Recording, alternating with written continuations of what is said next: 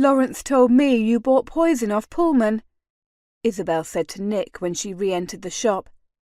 It was all she could think to say, since Lawrence was within earshot. Nick returned the book he'd been reading to the shelves. With surprise, she noticed it was Turner's Herbal. Perhaps he was reading up on poisons.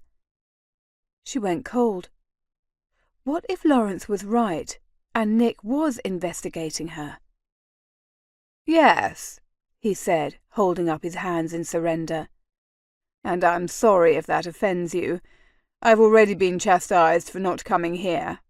Next time I want to kill some rats, I'll think of you first." "I'm sure you will. I wouldn't go to Pullman for anything of a more personal nature," she said, keeping her voice low so the other customers couldn't hear. "His remedies generally don't perform the miracles he claims they do." "He did try to sell me some ground unicorn's horn," he said. "I declined." "A wise decision.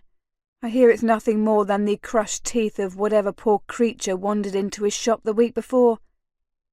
He didn't try to sell you a love potion too, did he?" Nick crossed his arms. "No, I don't need a love potion." She wondered if that was said for her benefit or Lawrence's, hovering at her side like a trusty hound. "Of course, Nick... what was your name again, sir?" "Merritt. Nicholas Merritt." He bowed. "At your service, m'lady." She blushed. With her being the wife of a knight, he was entitled to address her that formally.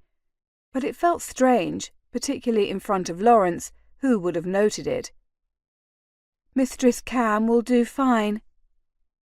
When Nick had told her he'd been knighted, it had struck her as odd at first, since it appeared he'd done nothing of worth to deserve it, except own a large part of Kent. But if he was in fact working for the crown, it made sense. Perhaps he'd performed a commendable deed for Her Majesty in a previous investigation. The customer left and Fox coughed to get her attention. She dismissed him with a nod and replaced him behind the counter. "Now, would you like more ointment?" She had to think what for. Although he'd claimed he had a sore throat, she now realized that was probably a ruse to cover up his investigation. Besides, Lawrence thought he was there for an entirely different problem. "Did the last treatment not help?"